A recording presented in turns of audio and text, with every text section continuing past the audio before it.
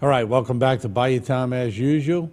Every other week or so, we get Darren Guidry on. He's the council chair for Terrebonne Parish, and we'd like to sort of lead you into some of the committee meetings and the council meeting to let you know if anything pertains to you really, or if it doesn't, if you want to be interested in government and just follow along. So that's what we're trying to do. Council Chair, good to see you. How are you? Thank you, Martin. Thank you for having me. Anytime. Let's talk basically first, before we get into Wednesday's meeting. You have the Public Services Committee meeting coming up. You have the Policy, Procedural, and Legal Committee, Community Development and Planning Committee. Anything major on those that we need to discuss before we get into Wednesday's general? Well, on our committees, of course, we do a lot of the business of the council and awarding different projects to contractors in some of the detailed items. And one thing we're going to do is we're going to go ahead and authorize the professional engineering service for the gas main system on 311. As you know, after the storm, we had a problem with our natural gas system not being able to keep up with the demand because of the use of generators. Mm-hmm. And this is going to allow us to begin the process of upgrading those lines, so that way we'll be prepared, hopefully, for this coming and that's going to be big. Season. We never thought over the years that we would have a Hurricane Ida. I think the last time I heard that the gas was interrupted for any length of time would have been Hurricane Betsy. You know, it's an unusual situation, but how do you prepare for such an increased demand? As I am told, if you have a fireplace that's natural gas, then you're actually just you're burning the gas that comes out of the line at the pace in which it comes out. But if you have a generator, it actually sucks gas out of the line at a faster pace. And so the demand just goes fivefold from what normal demand is when the generators hit. And it's just very difficult to prepare for that. So now that we know the issue, we can begin the upgrade process, and that's what we're doing. That's good, because, yeah, there was tremendous amount of problems, and people thought their generators were going out. They just wasn't getting enough natural gas to run them, you know? So. Some of the other items, we are going to award and authorize the signing of a construction agreement with Huey P. Stockstill. This is part of the asphalt overlay project that we devoted a considerable amount of money in this year's budget to roads. You know, and our parish president put a big chunk towards improving some of the asphalt roads we have that are not state highways within our area. We also have some discussion items that we'll be discussing tonight, including, you know, the traffic situation at Hollywood and Valhalla, which we'll be talking about later on, as well as discussing, you know, park safety, and also discussing the Council on Aging's transportation program. So those are a few discussion items. Yeah, those are three big ones. We'll get to those in the general.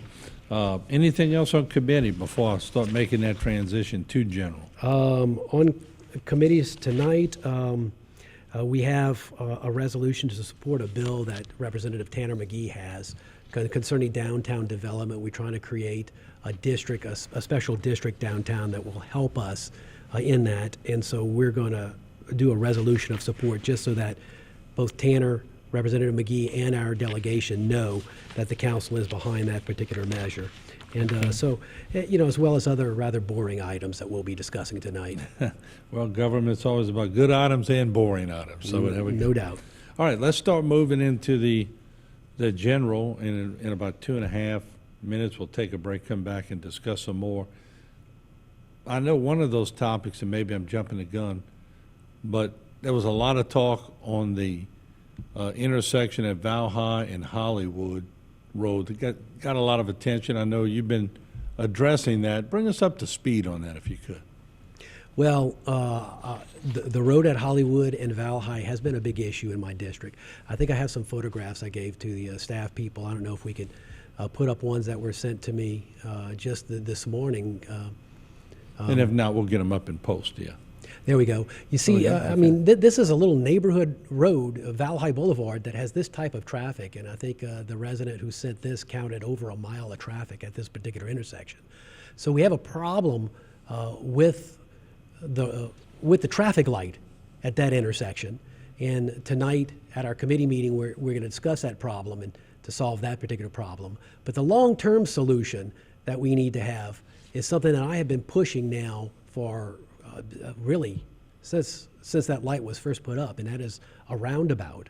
You know, you have those pictures, and then I took a picture of what we see at West Side Boulevard, and if we can put that up, it's a huge contrast.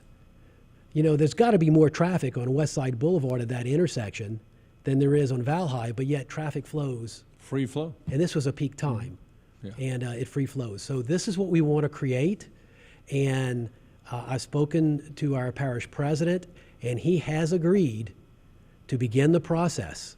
So on our agenda, Mr. Dove and I have put on the agenda to begin that by assigning the engineer to this project and begin the design for it so we can put it in the 2023 budget to have that roundabout constructed. You know, we got about a few seconds till the break, but just to let the public know, I've seen so many projects over the years, and the public, in regard, I know they're not there for all the meetings, but they think these projects could just be approved like that, but there's so many logistical things that have to go from a traffic light to a roundabout. Seems like it'd be easy, but it's not. And let me tell you, Parish President Dove has been great in working with me on this project and agreeing the problems and helping me solve it. I mean, it's been great to work with our parish president on this. And Darren, if we could, on the general business, item D, if we could talk about that a little bit. You know, we've always wanted Houma and Terrebonne Parish to be a site where medium conventions and functions can take place for economic development, just to try to diversify our economy and bring people here to fill our restaurants.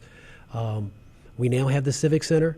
We have the Marriott, which is a great facility, and I think we started to see some come, and then we dealt with the hurricanes, but now they're back. The Rotary Club, the Rotary District, should I said, which is the entire South Louisiana district, District 6200, is holding its annual convention or conference here in Houma, and that's going to be coming on April 21st through the 23rd. So you see a bunch of Rotarians going around Terrebonne Parish and in our restaurants, and helping our economy.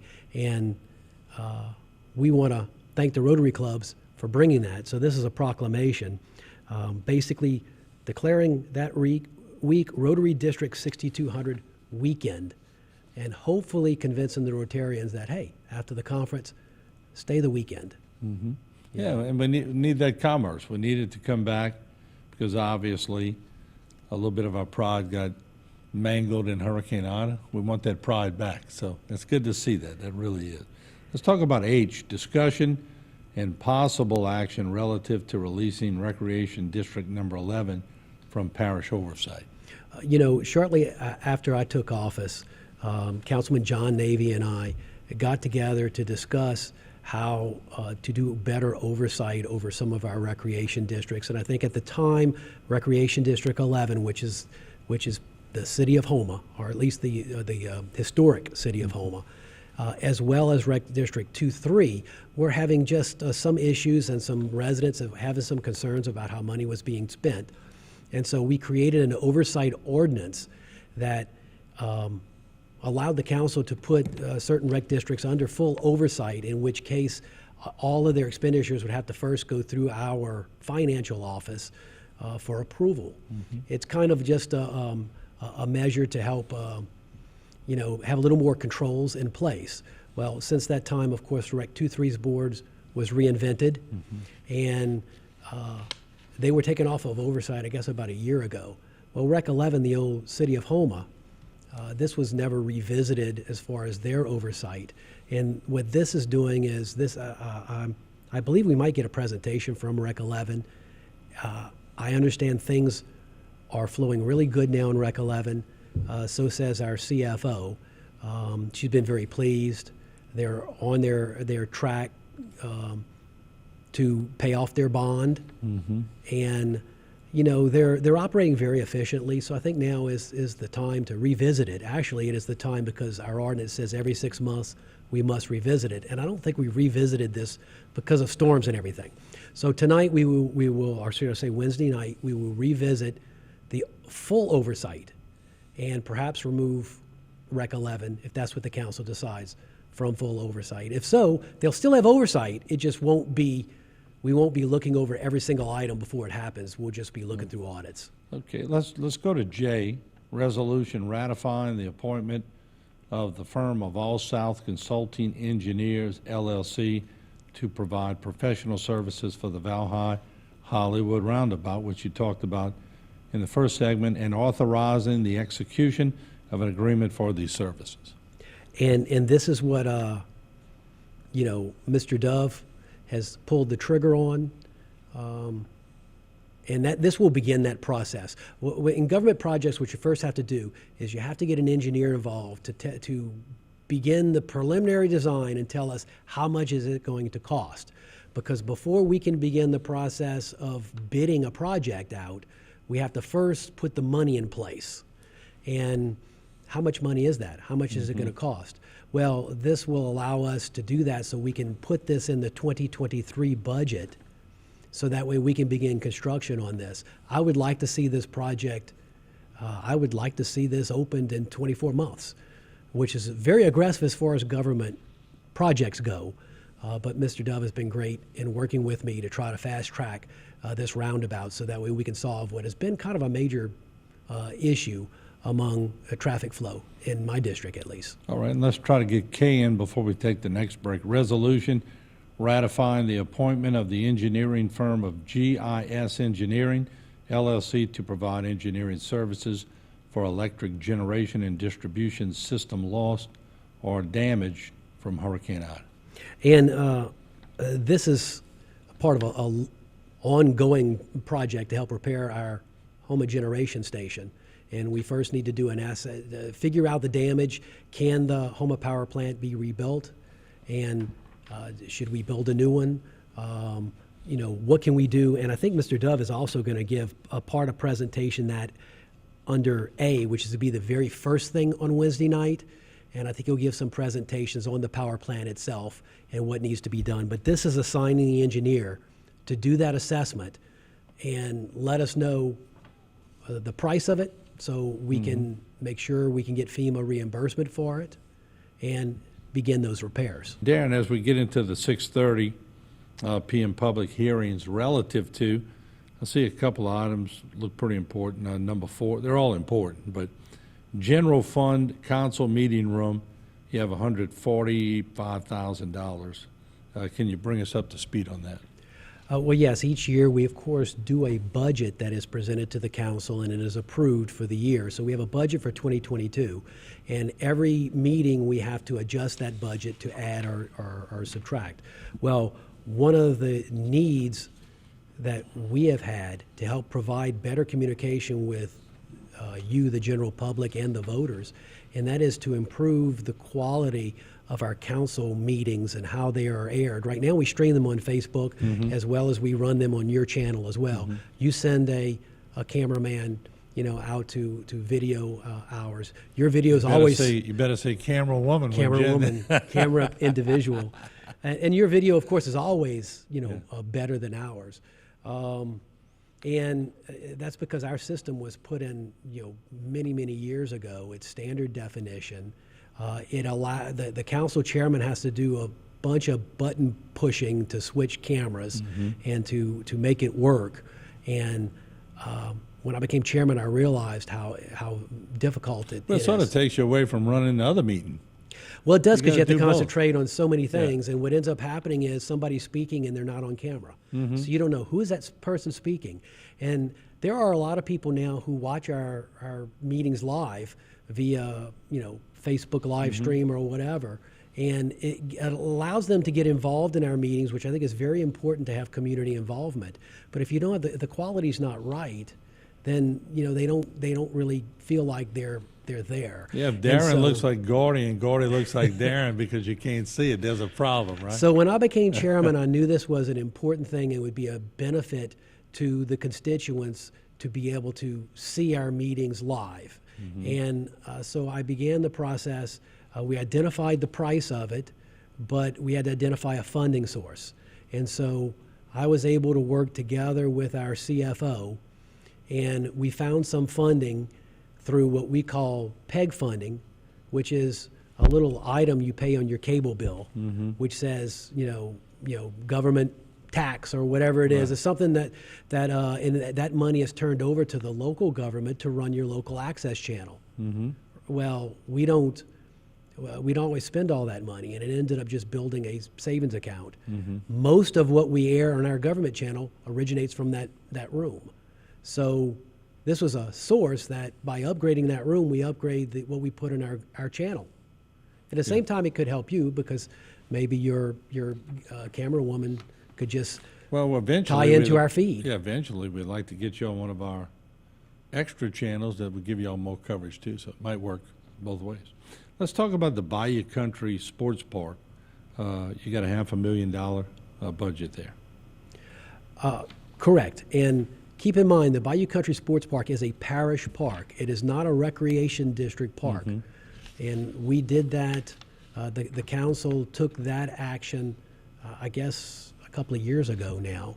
And so we've been able to take parish funds and state funds flow through the parish to get that done. And this is $500,000 of state funds it flows through our budget, but it's actually state funds that will be used to upgrade the soccer facilities. It's going to add to the road to get to the soccer facilities. It's going to add to the parking. I believe it adds some fields, and it also lights some fields. The problem we're having right now is there is no lighting for soccer. And so this is going to help bring the soccer facilities to the next level. Soccer's so big now. That's it. Our Representative Tanner McGee helped us secure some of this funding, so Good, yeah. I want to thank him for that. Yeah, delegation's done pretty good. Let's talk about C, an ordinance to adopt the Terrebonne Parish Consolidated Government Personnel Policy Manual, and I guess probably benefits on your mind here? Well, Terrebonne Parish has some excellent employees, and I can tell you, compared to the private sector, they do not get paid enough, which is something we probably have to revisit. But one of the things that we can do is provide benefits to our employees. And so with our policy manual, you wanted to change certain things, because that is the one thing we do have at Terrebonne Parish. If you come work for the parish, we can put together some good benefits. You may not make as much hourly, which hopefully we can change. But we're having trouble retaining good employees, getting them to stay here because they're taking jobs in the private sector, making a lot more money. And so our manual is way outdated. So a team was put together to recommend changes. They worked together with some people and some employees within the parish to make sure that everybody signed off. And I think we've got a good policy manual, and we had that on our agenda to discuss a public hearing on those changes to the manual, and then they will be adopted. But it has to do with sick days, with various other things.